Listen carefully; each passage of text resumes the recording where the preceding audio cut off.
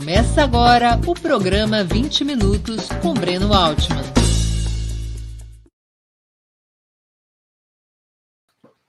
Bom dia, está começando mais um programa 20 Minutos. O tema de hoje: Bolsonaro pode roubar o legado do PT entre os pobres? Nós vamos debater hoje a estratégia de Bolsonaro para tentar ampliar sua influência, seu apoio entre os setores populares, especialmente no Nordeste.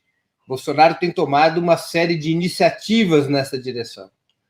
A adoção do Renda Brasil é um dos seus planos, inauguração de obras naquela região, tentativa de estar presente nos estados principais do Norte e Nordeste, faz parte da sua política para tentar a reeleição. Dará certo? Tem fôlego? Pode provocar um dano ao Partido dos Trabalhadores? A Lula? Essa é a discussão de hoje. Mas antes de começarmos a exposição, eu queria transmitir 3 mensagens importantes. A primeira delas: gostaria de sugerir fortemente a vocês que fizessem inscrição no canal do Opera Mundi no YouTube. Nessa plataforma, vocês tanto poderão acompanhar nossas transmissões ao vivo, quanto assistir edições anteriores dos programas 20 Minutos e demais programas da TV Opera Mundi. O YouTube é uma plataforma muito mais amigável para assistir vídeos, para fazer comentários e também para contribuir financeiramente com o Opera Mundi através do Super Chat. Não se esqueçam, ao fazerem sua inscrição no canal do Opera Mundi no YouTube, de marcar o sininho. Marcado o sininho, vocês são avisados todas as vezes que novos programas, nossos ou de nossos parceiros, forem ao ar. Marcar o sininho é tão importante quanto fazer a inscrição no canal do Opera Mundi. Ambas iniciativas ajudam a aumentar nossa audiência nessa plataforma. Quanto maior o número de inscritos e maior o número de sininhos clicados, maior a audiência. Quanto maior a audiência, maior a transferência de receita publicitária do YouTube para o canal do Opera Mundi. Essa é uma via muito importante de financiamento do nosso veículo de comunicação.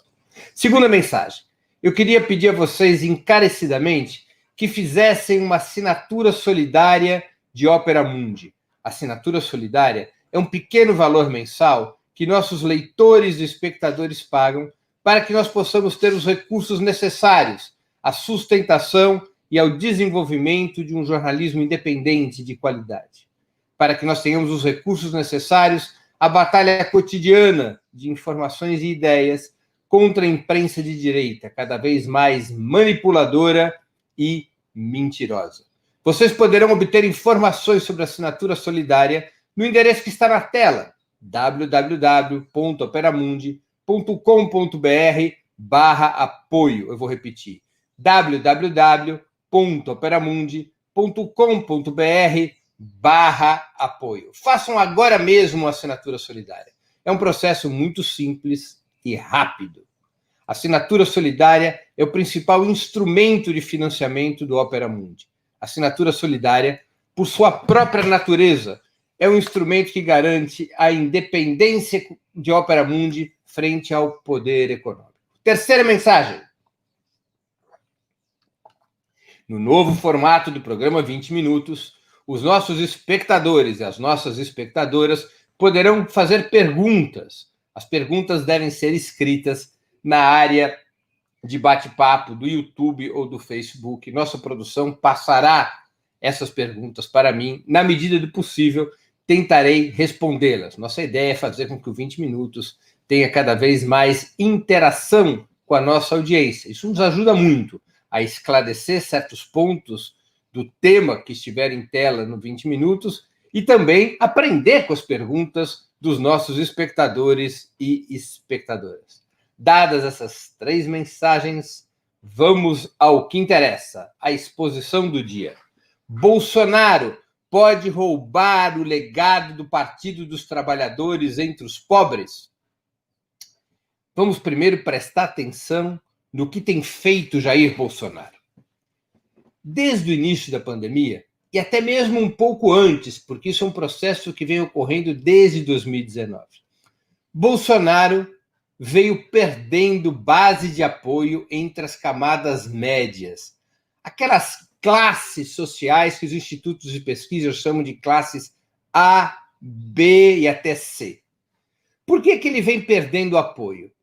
Basicamente, porque esses setores com maior renda assistem com muito desconforto e até uma certa revolta o comportamento de Jair Bolsonaro frente à pandemia.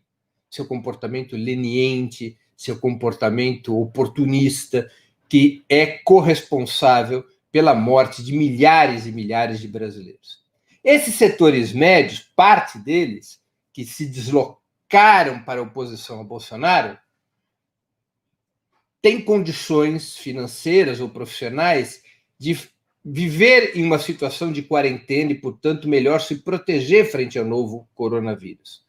E quando assistem Bolsonaro pregar a abertura da economia, quando assistem Bolsonaro discursar contra a quarentena, agir contra a quarentena, isso foi provocando um sentimento contrário ao presidente da República, mesmo entre os que votaram por Bolsonaro, parte dos que votaram por Bolsonaro em 2018.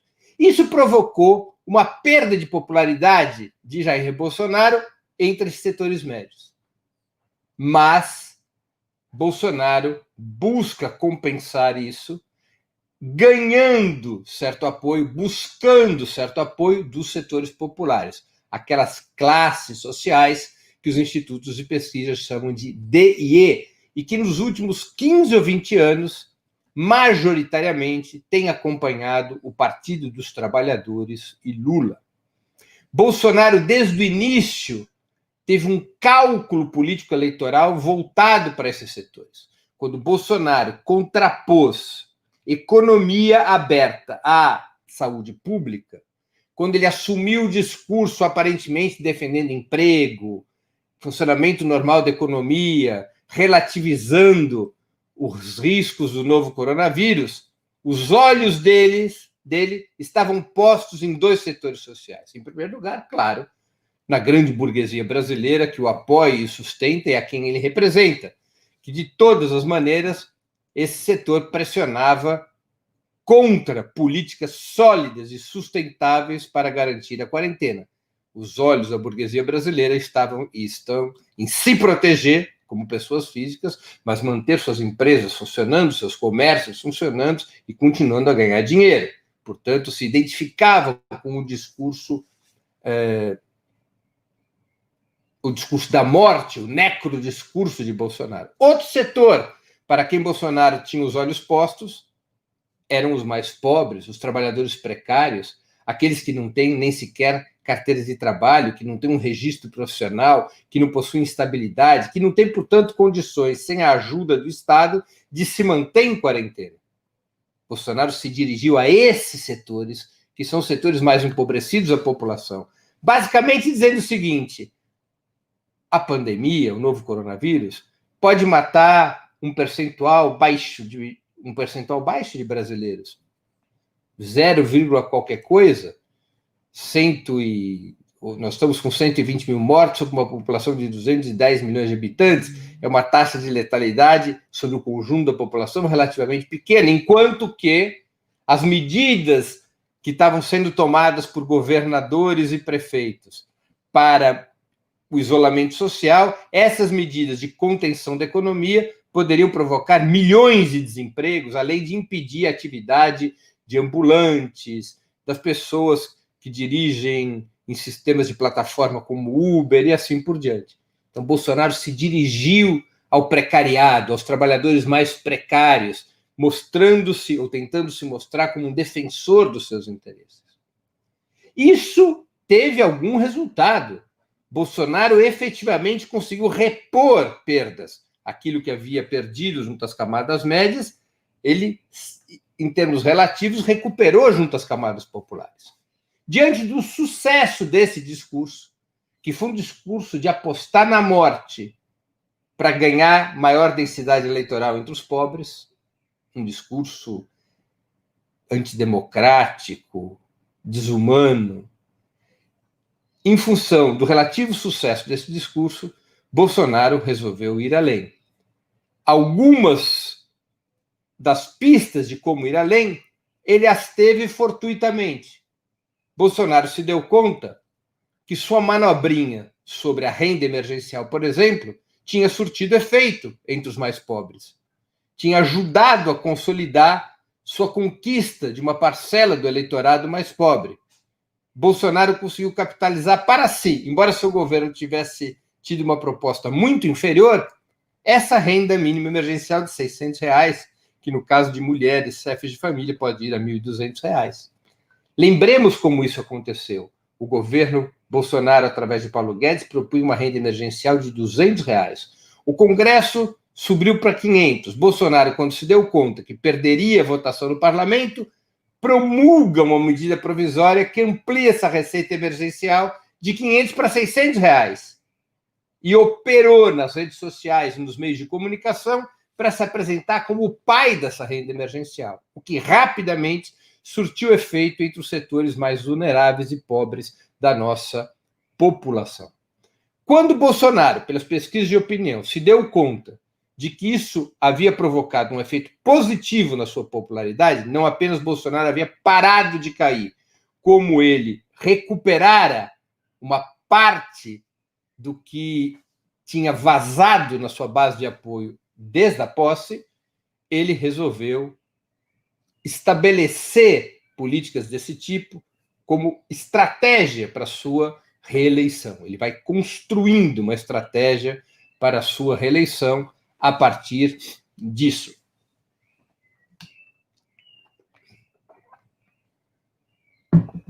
Bolsonaro, evidentemente, não quer trocar a política neoliberal por uma outra política. Alguns analistas têm feito essa afirmação, alguns analistas especialmente vinculados ao mercado financeiro. Bolsonaro está abandonando as políticas liberais, as reformas liberais, e vai adotar um modelo neodesenvolvimentista. Vai repetir o que fez o ditador Ernesto Geisel. Vai voltar a ser o mesmo Bolsonaro que defendia as políticas estatistas da ditadura e assim por diante. Tudo isso é balela, faz parte da pressão no mercado financeiro em defesa das reformas liberais de Paulo Guedes, ou faz parte de análises precipitadas até mesmo de certas vozes de esquerda. Bolsonaro não quer alterar em nada a política neoliberal. Se vier a trocar Paulo Guedes, o fará por alguém muito parecido com Paulo Guedes, como, por exemplo, o atual presidente do Banco Central, que é um homem do capital financeiro, Roberto Campos Neto. Mas Bolsonaro quer flexibilizações na política neoliberal para poder ter alguns instrumentos demagógicos que ajudem na sua reeleição. Um desses instrumentos é o Renda Brasil, que é uma substituição do Bolsa Família por uma renda de R$300, bastante acima da Bolsa Família, para permitir a ele avançar junto aos pobres e avançar no Nordeste, tradicional fortaleza do voto petista. Nas mãos de Bolsonaro, o Renda Brasil, substituindo o Bolsa Família, é puro instrumento demagógico. Não é parte de uma estratégia de transição de modelo, como foi durante os governos petistas. Nos governos petistas, o Bolsa Família foi uma entre várias políticas públicas cuja meta era a expansão do mercado interno de massas a partir da distribuição de renda. Várias políticas foram adotadas que confluíam nessa direção, aumentar a renda, direta ou indireta, dos mais pobres, para que os mais pobres pudessem consumir mais e o Brasil viesse a ter como dínamo da sua economia essa expansão do mercado interno, e não aquelas políticas neoliberais cujo objetivo era atrair o fluxo internacional de capitais a qualquer custo. Privatizações, redução de salários, redução de direitos. Era esta a dinâmica das políticas neoliberais que os governos petistas queriam substituir por uma outra dinâmica, baseada no mercado interno de massas. Bolsonaro não tem qualquer visão estruturante a esse respeito.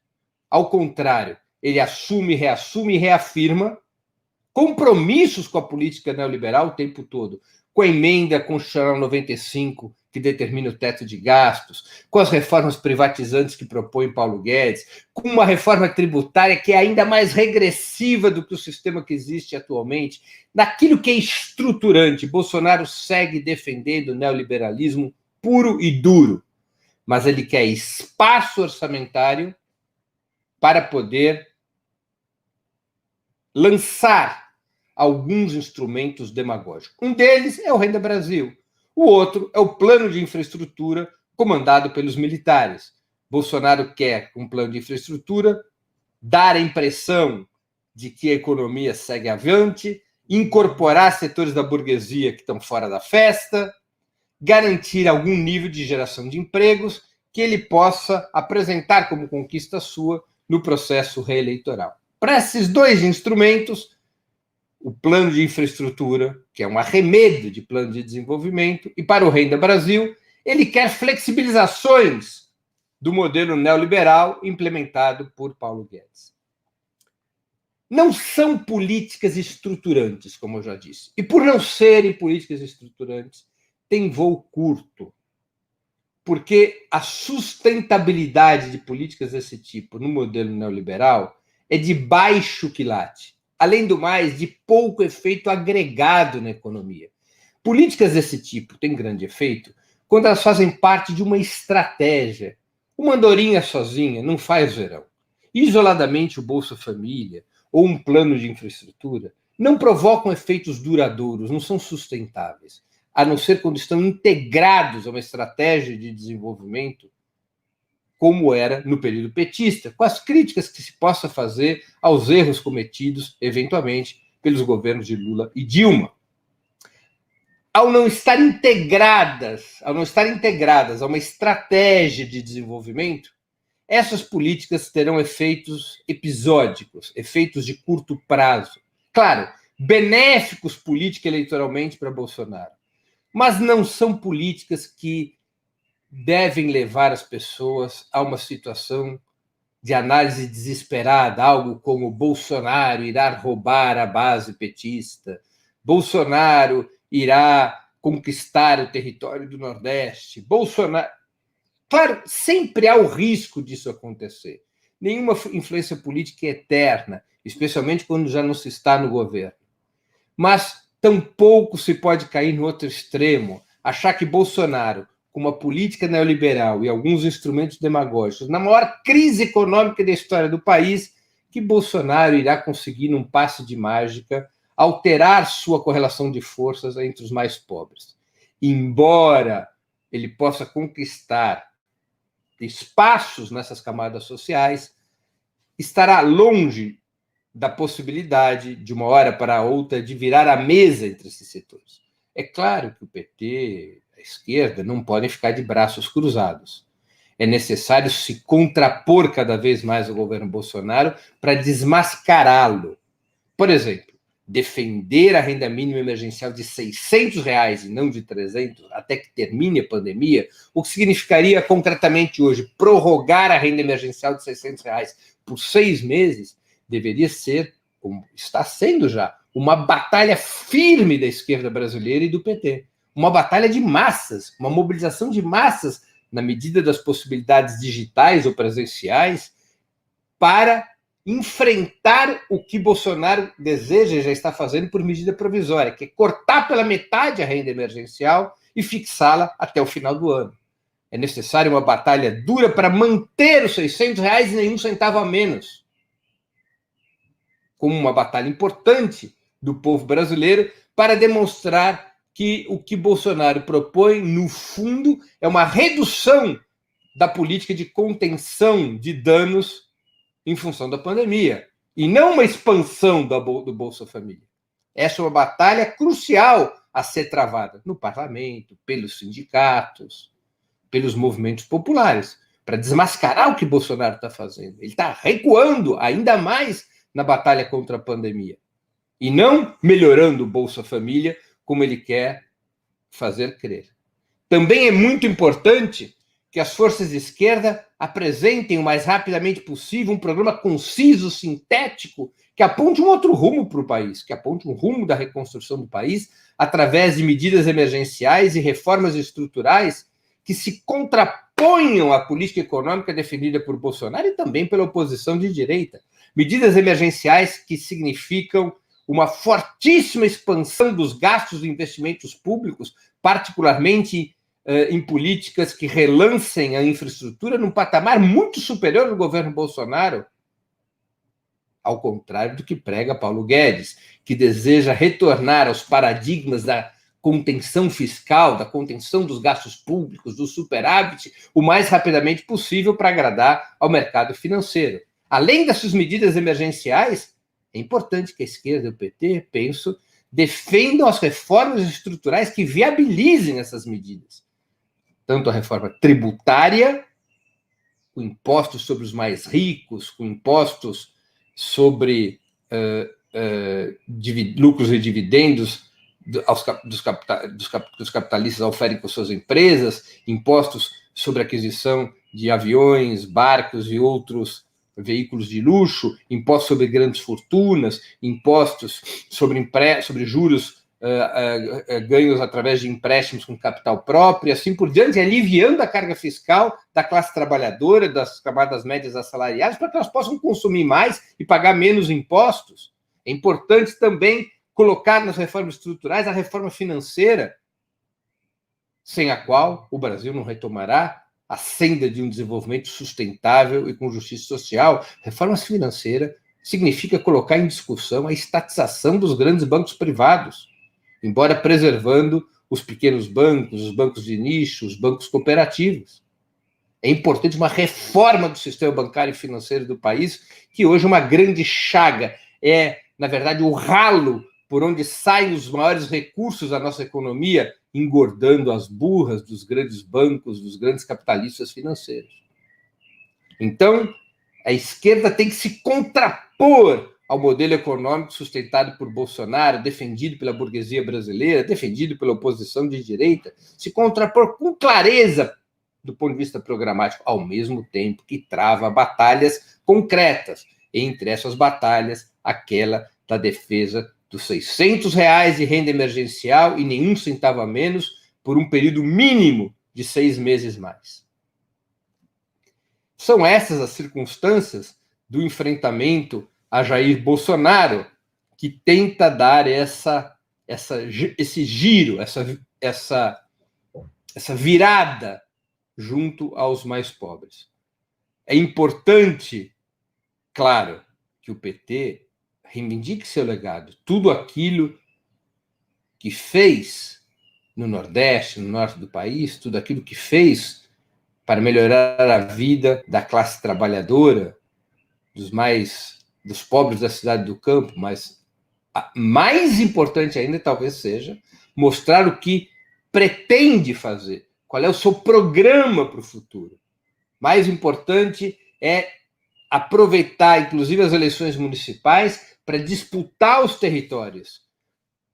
Seria decisivo se os governadores petistas, todos os governadores petistas, fizessem uma política de contraponto a Bolsonaro, de oposição frontal a Bolsonaro no Nordeste. Há uma bela iniciativa tomada pelos governadores de esquerda no Nordeste que precisaria ser intensificada, precisaria ter mais cara pública, precisaria ter maiores condições de atuação, que é o Consórcio do Nordeste, com exemplos concretos de políticas que se contrapõem ao neoliberalismo na proteção do povo diante da pandemia, nas medidas de sustentabilidade, na defesa dos serviços públicos, para que a disputa entre os pobres seja feita nas melhores condições possíveis para as forças progressistas. Não se deve cruzar os braços diante de Bolsonaro. Não se pode achar que ele não provocará danos com a sua política. Ele pode provocar danos. Sua vida não será fácil nesse setor, mas pode provocar danos. É importante reagir. Claro, por outro lado, especialmente a direita neoliberal, que quer que a esquerda se esfarinhe para se transformar, setores da esquerda se transformarem em linha auxiliar dessa oposição liberal ao Bolsonaro, Muitos dos porta-vozes dessa direita neoliberal, especialmente na imprensa, tratam de dramatizar a situação do PT e da esquerda entre os pobres e no Norte e no Nordeste, criar um clima de pânico, criar uma percepção de que Bolsonaro está engolindo a base do PT. Por que isso é importante para a direita neoliberal, criar essa percepção?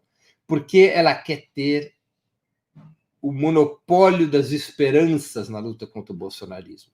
Ela quer criar na sociedade um clima de que o PT e a esquerda não conseguirão ser uma alternativa viável a Bolsonaro, que o PT e a esquerda estão fora do jogo, de que o PT e a esquerda estão perdendo força, estão sangrando, para que ela, a oposição liberal, a direita tradicional, o PSDB, o DEM, o MDB, com apoio da Globo, para esses setores disseram, nós somos a única oposição viável a Bolsonaro. Ou marcham conosco, ou Bolsonaro vai ganhar. A esquerda já era, o PT já era, Lula já era, Bolsonaro está comendo a base de apoio do Lula. Eles querem criar esse clima. É a oposição liberal ao Bolsonaro, a direita tradicional que quer criar esse clima. E temos que estar atentos a isso, não cair nessa ladainha, não cair no pessimismo, não cair no desânimo, porque isso ajuda a vida da direita neoliberal, que é um setor do campo conservador, não é um setor do campo popular. A esquerda precisa ter mais confiança nas próprias forças para enfrentar o Bolsonaro e se constituir como alternativa independente de governo e poder. Concluo assim minha exposição. E agora a gente vai para as perguntas dos nossos espectadores e espectadoras. Há uma série de perguntas. Comentário da Vilma Maria. Eu acredito que o Bozo não está com essa bola toda, principalmente aqui no Nordeste. Aqui no meu Pernambuco é fora genocida. Boa notícia essa da Vilma Maria. Paulo Simone. Eles atuam 24 horas nas redes, mas certamente acentuarão estratégia no momento eleitoral. 2022, então, será uma carnificina, literal. É verdade, o bolsonarismo só pensa em 2022. Está pouco se lixando para a pandemia ou para a crise econômica. Eles estão em plena campanha reeleitoral. Maurício Rezende Habert.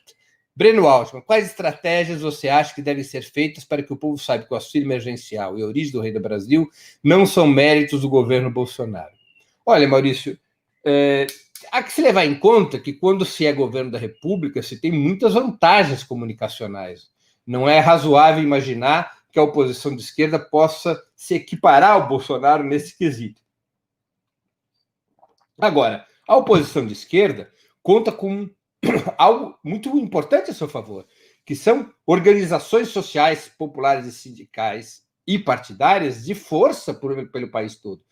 Partidos como o PT, o PSOL, o PCdoB, sindicatos, centrais sindicais, movimentos populares, e é necessário fazer um embate contra o Bolsonaro. É menos um embate sobre o passado, sobre quem é o autor do quê, e mais um embate sobre o presente e o futuro. É importante desmascarar na vida concreta que o que o Bolsonaro faz é demagogia. Eu vou repetir algo que eu já disse na exposição. É necessário lutar por R$600 e nenhum centavo a menos para mostrar que o que Bolsonaro pretende com o seu Renda Brasil de R$300 não é melhorar a Bolsa Família, mas piorar o apoio para as pessoas, as famílias, durante a pandemia. Nós ainda estamos na pandemia. O Brasil segue num platô, num patamar estável há meses, de 1.200 mortes por dia. Ele está querendo reduzir a renda emergencial e não aumentar a Bolsa Família. E a maneira concreta de fazer isso, especificamente, é deslanchar a campanha, R$600, nem um centavo a menos,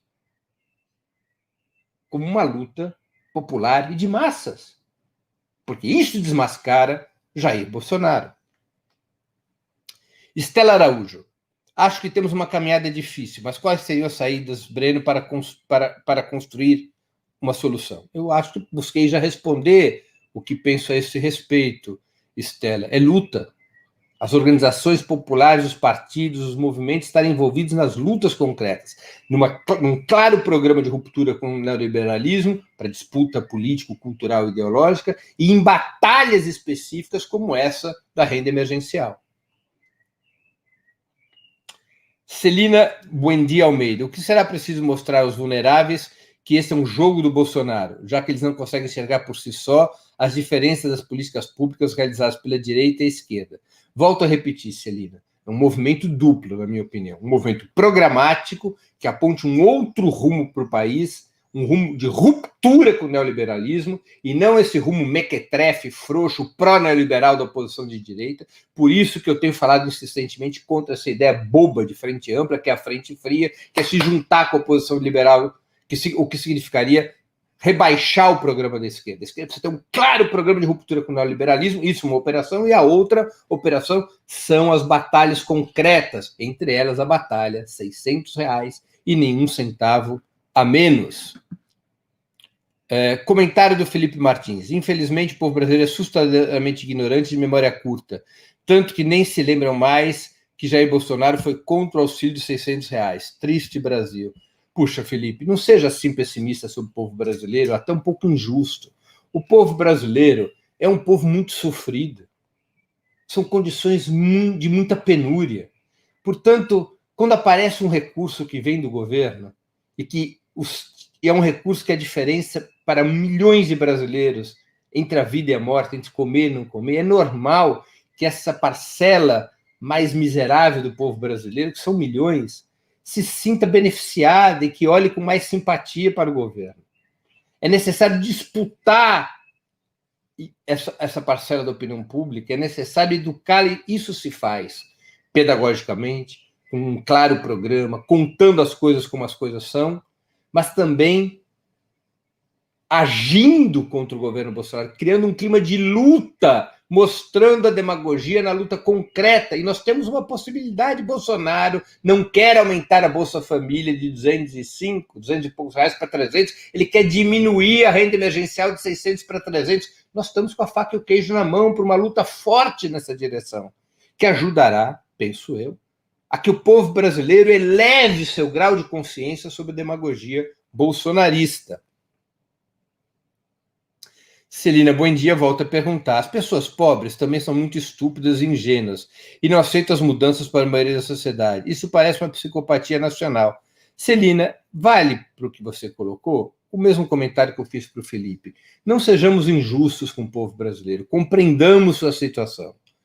Compreendamos a sua situação. Imagine uma pessoa que está no deserto, com sede, com fome, e chega o pior dos bandidos montado num camelo e lhe oferece água, ou lhe oferece um pedaço de pão. É normal que essa pessoa que foi salva por essa água, ou se sinta salva por essa água, por esse pedaço de pão, olhe para o bandido e considere ele um herói. Não é algo de outro mundo, isso não é estupidez, isso não é ignorância, isso é a lógica da sobrevivência humana. Como é que nós vamos nos contrapor a isso? Demonstrando na prática que é demagogia. Isso só se faz com paciência e com persistência, sem desistirmos do povo brasileiro. Breno, você disse que precisamos ter paciência e não desesperar. Poderia explicar por quê e como?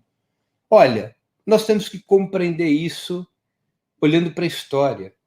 Os povos enfrentam momentos muito, muito difíceis, mas encontram suas soluções. Olhem para a história do século XX. Na história do século XX tem a guerra mais brutal de todos os tempos, que foi a Segunda Guerra Mundial, com dezenas de milhões de mortos.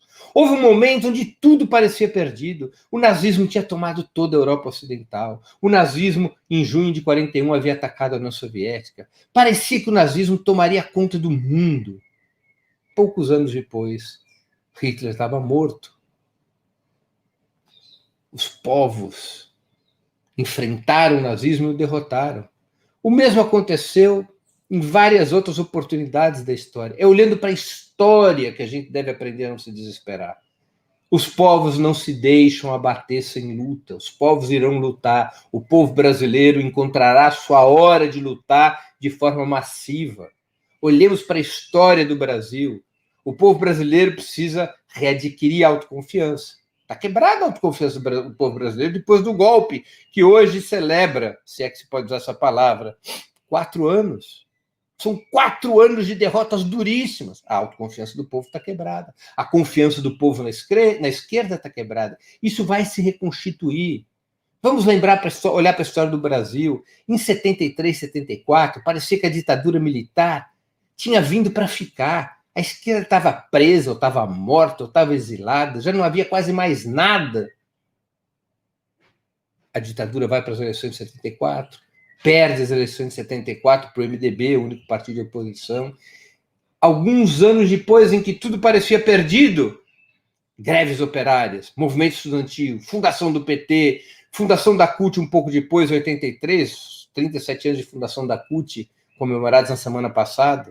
Em poucos anos, depois de um momento em que tudo parecia perdido, o povo brasileiro levantou a cabeça, foi à luta, criou um gigantesco movimento de massas, greves, protestos, que desembocaram na campanha das diretas já. Então, olhando para a história, é que a gente aprende a não se desesperar, a ter persistência e paciência. Jânio Praciano pergunta qual a minha avaliação da proposta do Rui do PCO. Eu não sei qual é essa proposta, eu precisaria conhecê-la. Celso Oliveira, você não acha que a política dele pode ser fundamental, mesmo para as eleições municipais? Pode ter efeito em algumas cidades, mas ainda não está amadurecido o suficiente. O bolsonarismo tem um grave problema porque não conseguiu constituir um partido para chamar de seu. Ele está usando vários partidos como barriga de aluguel. Deverá ter resultados razoáveis em algumas capitais, em algumas cidades importantes, e em outras não. Eu vejo as eleições municipais deste ano com um provável resultado fragmentado entre as distintas forças nacionais. A Estela Araújo me pergunta, Breno, que é necessário uma frente, não se tem dúvidas até onde essa frente iria. Eu acho que é uma frente que precisa, uma frente popular, uma frente das forças de esquerda, com um claro programa anti-neoliberal, uma frente que dialogue com o povo, que organize o povo, que se contrapõe ao bolsonarismo, que permita à esquerda recuperar protagonismo e que seja a base para um novo governo popular, um novo governo de esquerda no país. O país só tem saída pela esquerda. Não há outra saída possível para a reconstrução nacional do ponto de vista dos interesses do povo brasileiro. E, finalmente, Klinger Souza. Estatização de bancos privados é fantasia que atrapalha o discurso progressista. O que os bancos públicos fazem de revolucionário hoje? Nada. É preciso uma regulação corajosa do BC. Não, estatização de bancos privados é qualquer coisa menos fantasia. Muitos países capitalistas em crise já o fizeram. Em si não é uma medida revolucionária, não é uma medida socialista. É uma medida para garantir que o Estado controle os fluxos de crédito em momentos de grave crise nacional, de crise estrutural como a que a gente está vivendo. Sem o controle dos fluxos de crédito, é muito difícil praticar uma política de reindustrialização do país, é muito difícil expandir a agricultura familiar, é muito difícil garantir que as micro, pequenas empresas tenham um crédito. Veja o que está acontecendo com as próprias medidas da pandemia. Os grandes bancos privados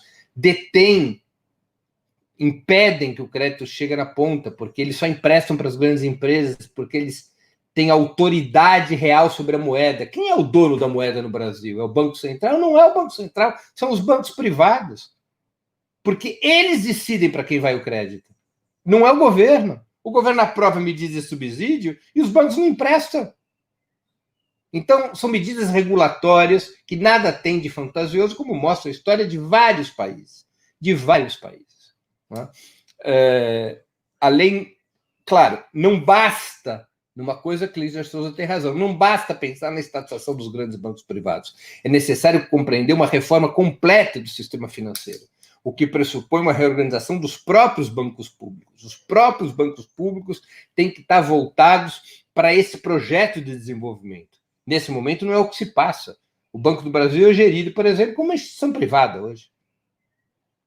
O objetivo central do Banco do Brasil é gerar dividendos para os seus acionistas. E a Caixa Econômica Federal, se deixar, vai na mesma direção, na direção da privatização parcial ou completa, e no sentido de funcionar como uma empresa de moldes privados, sem compromisso com nenhum projeto de desenvolvimento, nem sequer com programas habitacionais, como é o objetivo principal da Caixa Econômica Federal. Maria Lourdes Trindade. Breno, como o povo pode ser crítico? A mídia que organiza fatos, o rádio e a TV, dão a versão que temos que combater.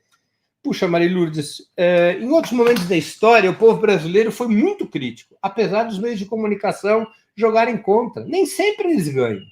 Ou o Lula não teria sido eleito presidente da República, ou não teria sido reeleito em 2006, depois da brutalidade que foi a campanha contra o governo Lula na época do chamado mensalão. Ou Dilma não teria sido eleita presidente, reeleita presidente. Os meios de comunicação podem muito, mas não podem tudo. O povo e as organizações populares são capazes de criar a sua própria consciência, e nós temos que acreditar nisso, porque isso já aconteceu antes na nossa história. Não faz sentido esse pessimismo que se abate sobre setores da esquerda. Olhemos para a história. Olhemos para a história. O povo brasileiro e outros povos sabem reagir, mesmo em circunstâncias desfavoráveis do ponto de vista comunicacional. Vou agora para a última pergunta, da Elisa Araújo. Breno, a esquerda está no caminho certo nas municipais? Tendo em vista, por exemplo, o PSOL tirar Freixo no Rio, apesar de dizer ter sido decisão dele. Olha, eu acho que a esquerda, Elis, vive uma situação complicada nas eleições municipais, porque não foi possível constituir uma frente entre os partidos progressistas nas principais cidades do país. Em algumas, sim, eu cito o caso de Belém, eu cito o caso parcial de Recife, porque o PT e o PSOL fizeram uma aliança, embora o PCdoB não apoie. Pode acontecer em Florianópolis, acontece na cidade de Campinas, né? Mas poderia ser muito mais potente essa frente de esquerda nas municipais. Deveria envolver cidades decisivas, como São Paulo, Rio de Janeiro, Belo Horizonte. Me esqueci, há uma outra frente de esquerda importante em Porto Alegre, entre o PT e o PCdoB, embora o PSOL esteja fora dessa frente. A candidatura da Manuela Dávila tem boas possibilidades em Porto Alegre. É possível também se constituir uma frente de esquerda com chances importantes de vitória em Fortaleza, com a Luciane Lins sendo candidata do Partido dos Trabalhadores. Mas se poderia ter ido bastante além. Não se conseguiu construir essa frente de esquerda. Por problemas políticos que enfrentam as forças progressistas, interesses conflitantes, especialmente entre a centro-esquerda e a esquerda. Todo mundo sabe que o problema principal no Rio de Janeiro não foi Freixo, e não foi a situação interna do PSOL, embora houvesse problemas no PSOL. O problema principal no Rio de Janeiro foi que a centro-esquerda não aceitava fazer frente com a esquerda. PSB e PDT se alinharam ao redor da candidatura da Marta Rocha, do PDT, e o PCdoB, infelizmente, apoiou essa forma. Isso dividiu o campo popular. E, ao dividir o campo popular, criou as condições eleitorais para que as duas principais candidaturas sejam de Crivella e Eduardo Paes. Nesse contexto, certo ou errado, Freixo desistiu de concorrer porque viu que as possibilidades de vitória haviam se apequenado, em função da divisão que a centro-esquerda promoveu no Rio de Janeiro. Então, este é um problema. A centro-esquerda tem se descolado da esquerda, especialmente Ciro Gomes faz esse movimento. Percebam as alianças do PDT, por exemplo, com o DEM no Nordeste. O cálculo de Ciro Gomes é o principal problema no campo popular hoje. É o cálculo eleitoral, bater no Bolsonaro, bater no PT, para tentar conquistar o eleitor de centro. E isso não ajuda na unidade das forças populares e provoca danos já para essas eleições municipais. Há erros também de outros partidos, do próprio PT, do PSOL. Os erros não são apenas de Ciro Gomes, são os mais graves, são os erros da centro-esquerda, mas também há erros dos partidos de esquerda. E há uma situação concreta que a gente tem que analisar, que é o problema de não existir mais coligação proporcional. Quer dizer, os partidos podem se coligar para apoiar o mesmo candidato a prefeito, mas não podem se coligar para uma chapa de vereadores. Isso obriga, ou parece obrigar, os pequenos partidos a lançarem candidatos a prefeito para puxar a votação das suas chapas de vereadores. É o cálculo que os partidos menores têm feito por todo o território nacional. Isso atrapalha também uma política frentista. Encerro aqui o programa 20 Minutos de hoje, depois de responder a última pergunta dessa nossa jornada. Eu queria agradecer a todos pela audiência. Aqueles que gostaram do programa, por favor, o compartilhem, ajudem na sua difusão. Nós voltaremos a nos ver na próxima quarta-feira, às 11 horas da manhã, com mais um programa 20 Minutos. Até lá e um grande abraço. Para assistir novamente esse programa e a outras edições dos programas 20 Minutos, se inscreva no canal do Ópera Mundi no YouTube. Curta e compartilhe nossos vídeos, deixe seus comentários. O jornalismo de Ópera Mundi é mantido com o seu apoio. Faça uma assinatura solidária em www.operamundi.com.br. Com um pequeno valor mensal, você nos ajuda no desenvolvimento de um jornalismo independente e de qualidade. Obrigado pela audiência e até a próxima.